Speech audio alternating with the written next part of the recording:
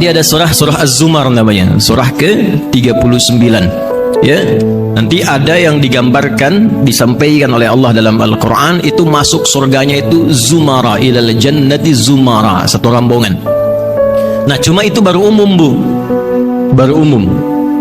Ada orang-orang yang memang masuk surganya itu saling bergandengan tangan, bukan cuma serombongan. Jadi nanti ada yang dibagi 7 golongan, ada yang dibagi 2 golongan. 7 golongan itu nanti disebutkan dalam hadis Nabi sallallahu alaihi wasallam di Sahih Muslim. Sab'atun yadhilluhumullahu yaumal qiyamati fi dhillin yauma la dhilla illa dhilluh. Ada saat hisab nanti itu 7 golongan, 7 rombongan. Saat orang lain merasa gelisah, takut, kemudian keringat sudah naik sampai ke dekat leher, yang penting pengen dihisab. Jadi sudah tidak ingat surga dengan neraka, yang penting cepat dihisab. Nah, ada 7 golongan yang santai saja, santai, tenang, karena dinaungi oleh Allah dengan payung yang sangat lebar. 7 nanti itu, ya. Kemudian ada lagi yang 2 golongan. Yang 2 ini unik, jadi bisa masuk ke 7, bisa keluar dari 7. Bisa masuk ke 7, bisa keluar dari 7. Jadi kalau dia pengen di dalam yang 7 itu, dia santai gabung dengan yang lain. Al-imamul adil, ada pemimpin yang adil. Kemudian ada rajulun qalbuhu muta'alliqun bil masajid, ada anak muda yang lekat dengan masjid. Kemudian rajulani tahabba fillah, ada 2 yang saling mencintai karena Allah. Kalau bertemu tuh ngingetin, ayo kita ke masjid yuk, ayo majlis ta'lim yuk, ayo ngaji yuk. Kalau jilbabnya yang satu dilepas, dia ngingatkan lagi, jangan lepas ya, takutnya kita berpisah di hari kiamat. Ini 2 sahabat begini, itu nanti akan disatukan oleh Allah sejak hisab, nggak akan dipisahkan. Bahkan nanti ada hadis yang sahih, saat yang satu diperintahkan masuk ke surga, temannya belum muncul, dia berkata, ya Allah, ya teman saya belum ada, teman saya belum ada. Maka diperintahkan untuk dipanggil kawannya, bergandengan dia ke surga. Itu masih di 7 golongan. Ya, jadi saya harapkan ibu jangan seragamnya aja yang kembar tuh, ya, tapi hatinya juga mesti ikut. Ya, hatinya mesti ikut. Nanti ada yang santai. Saya contohkan 3 dulu, karena ini kita belum mulai, baru mau mukadimah ini ya. Nanti ada yang 2. Yang 2 itu yang suka selama hidupnya ngaji Al-Baqarah dan Ali Imran. Saya ulangi ya, yang suka mengaji Al-Baqarah dan Ali Imran. Jadi nanti fadilah surah Quran 114 itu beda-beda. Ada fadilahnya di alam kubur, seperti surah Al-Mulk, itu menjaga jasad. Ada fadilah surah Yasin, itu memuliakan khususnya saat kematian.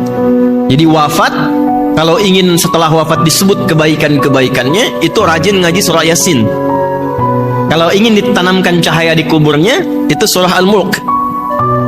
Kalau ingin dijaga dari Jumat ke Jumat dan sepanjang hidupnya, itu surah Al-Kahf. Ada tambahan lagi, ya.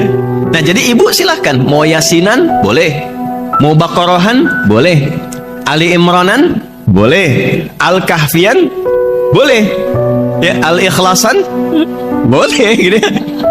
Al-Ikhlas nanti ada nasabnya juga. Semua surah Al-Quran itu ada fadilahnya. Kalau ibu nggak percaya, ya silahkan minta cepat, besok dikubur kelihatan. Jadi yang 2 itu Al-Baqarah dan Ali Imran. Nah, yang ingin saya tekankan, ada yang saling bergandengan. Dan yang digandeng ini bukan cuma temannya. Yang digandeng ini ada orang tuanya, ada anak-anaknya, ada pasangannya, plus di belakang ikut rombongan kawan-kawan dan keturunannya. Ibu mau? Mau nggak? Baik. Ibu pilih mana? Gandeng suami, gandeng teman?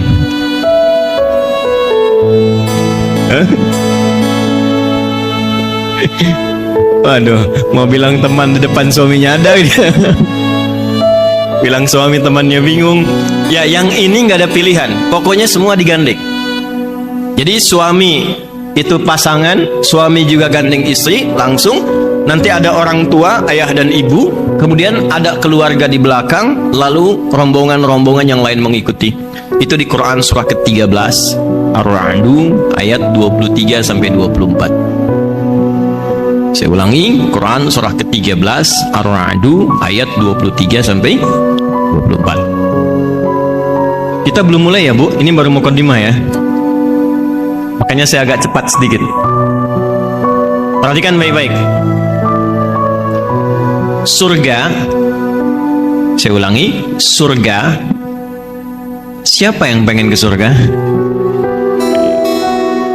Siapa yang pengen surga Firdaus? Yang sesurga bersama istri-istri Nabi? Saya.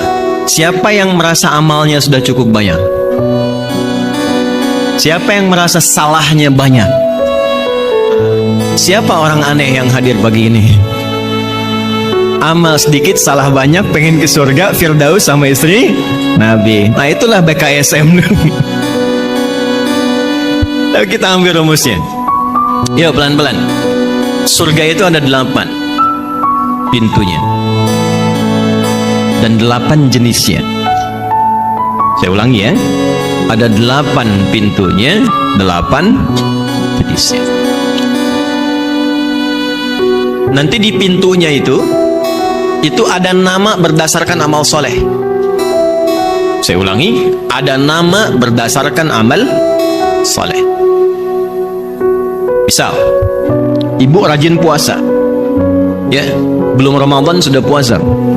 Puasa sunnah maksudnya ya. Senin, kemudian Kamis, puasa Daud, ya. Puasa Daud tuh kalau sudah puasa Daud, Senin Kamis berhenti Bu. Ya, jadi misal Senin puasa, Selasa istirahat, Rabu puasa, Kamis istirahat. Itu konsepnya. Jadi levelnya naik.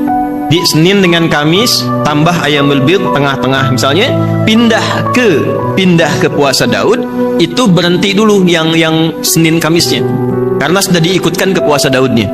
Itu level yang tingginya, walaupun tidak dilarang kalau ingin ditunaikan puasa di hari bertepatannya. Misal Senin puasa, Selasa istirahat, Rabu puasa, Kamis istirahat. Kalau ingin puasa pun tidak dilarang, tapi idealnya berhenti dulu lalu lanjutkan supaya siklus puasa Daudnya teratur. Dan yang disebut puasa Daud yang sunnah itu cuma puasa yang lekat dengan Nabi Daud. Jadi tidak ada di syariat kita sholat Daud misalnya, ya, subuh sholat duhur tidak, asar sholat maghrib tidak. Jadi cuma puasa Daud. Baik ya. Nah, ibu rajin puasa, sebelum Ramadan sudah berlatih puasa. Itu ketika pulang oleh Allah dikhususkan satu nama pintunya khusus untuk amalannya. Namanya Ar-Rayyan. Apa namanya? Ar-Rayyan. Baik. Lis-shaimi babun fil jannati yuqalu Ar-Rayyan. Oh, kama qala Rasulullah sallallahu alaihi wasallam. Bagi orang yang rajin puasa, itu ada pintu khusus saat kembali kepada Allah di surganya namanya Ar-Rayyan. La yadkhuluhu illa shaimun. Gak akan pernah masuk lewat pintu itu kecuali yang biasa rajin puasa. Nanti pintunya manggil, ada penjaganya malaikat. Aina shaimun, aina shaimun.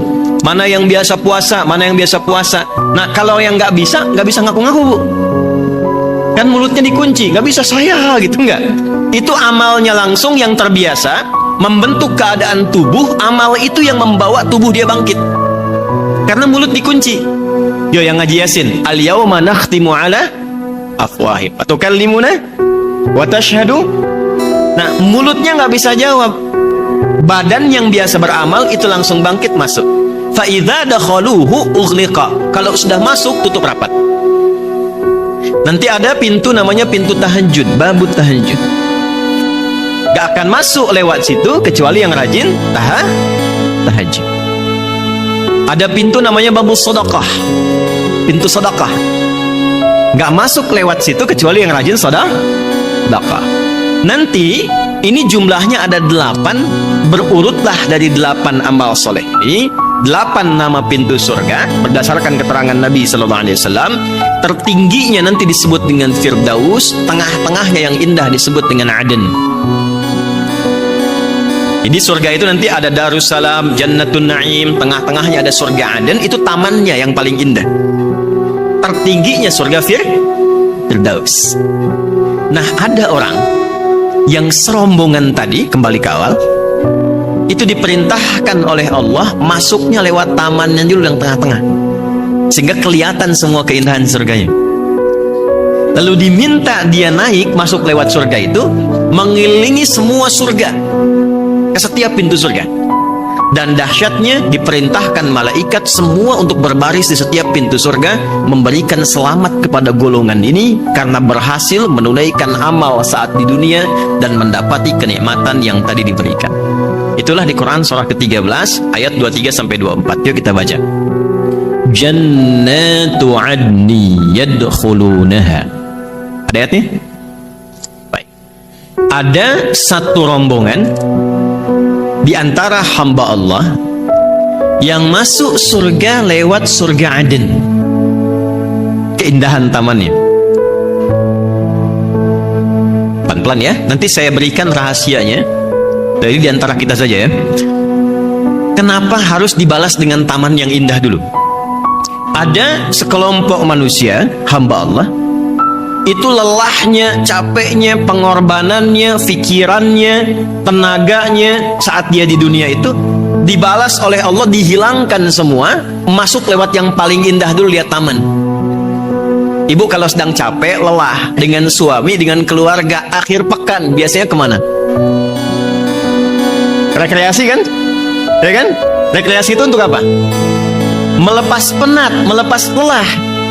Terkadang kan ada yang olahraga, ke taman, jalan dan sebagainya. Itu prinsipnya. Jadi ada orang yang penat, capek, lelah saat di dunia karena punya amal saleh, dan dia berusaha untuk mendapat ridha Allah, cari bekal untuk pulang. Itu ketika pulang dihilangkan oleh Allah semua penat lelahnya, baru lihat saja sudah lupa dengan semua capeknya. Saking indahnya. Ya, makanya disebutnya Aden. Dan sering diambil jadi nama-nama kekinian. Ya, ada yang namanya Aden, Eden, kan? Eden Hazard ya, pemain bola itu kan, yang Chelsea kalau nggak salah pindah ya, sekarang di Arab itu. Saya nggak pernah nonton Bu, tapi saya hafal. Ya. Masuk lewat situ, perhatikan kalimatnya. Wa man salaha min abaihim. Tapi Allah tidak menghendaki dia masuk sendirian. Gandeng ayah ibumu yang saleh. Pelan-pelan ya. Wa azwajihim, gandeng pasanganmu yang saat di dunia itu kompak menyiapkan itu. Ini poinnya. Wa dzurriyyatihim, dan keluarga keturunan besar mereka di belakang ikut semua. Plus dzurriyyah itu bisa diartikan keturunan sampai dengan ke bawah, bisa nanti cabangnya yang teman-teman kumpul tadi itu. Belum selesai. Wal malaikatu yadkhuluna 'alaihim min kulli bab, dan diperintahkan malaikat itu berbaris di setiap pintu surga menyambut rombongan parade ini masuk. Lalu mereka mengatakan, salamun alaikum bima sabartum. Selamat. Tidak semua bisa masuk lewat sini, dan tidak semua hamba Allah bisa melalui jalur ini yang disambut semua malaikat. Karena Anda bisa masuk sini sabar saat beramal soleh di dunia. Fani'ma uqbad dar. Sekarang gak ada lelah lagi, gak ada capek lagi. Silahkan nikmati satu tempat yang tidak pernah dijamah oleh makhluk manapun.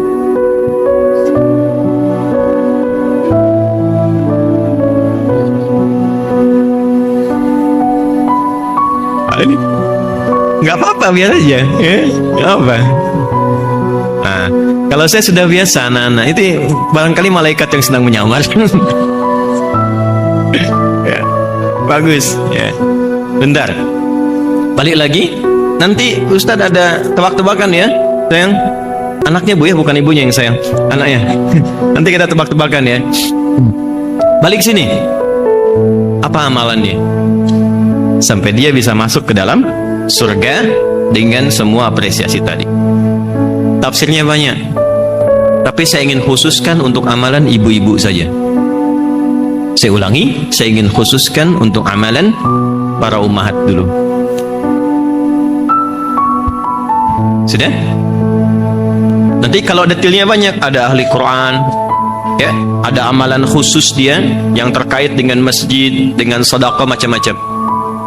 Untuk perempuan, amalan tertingginya sehingga mampu oleh Allah diberikan apresiasi tertinggi ketika masuk surga adalah meneladani keteladanan istri-istri Rasulullah sallallahu alaihi wasallam. Saya ulangi, meneladani keteladanan istri-istri Rasulullah sallallahu alaihi wasallam.